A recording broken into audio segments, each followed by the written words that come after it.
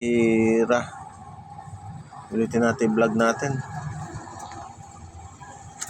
So yung pinalitan po natin dito sa ginawa natin na brand name is Grand Cam model STS 222N, 22 inches to.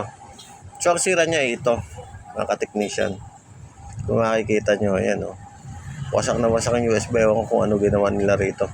So napalitan na natin, yan na siya. Ayan. So testing natin kung papagod. Uy, pumutok.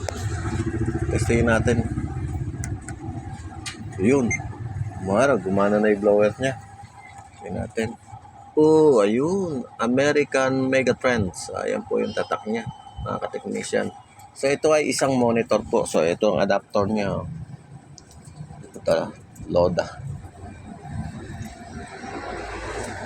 So okay na to, mga ka-technician. Daming chips Yan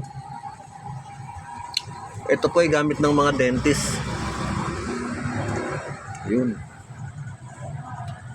Ito. Bahala na may-ari nito. Tatakluban ko na to.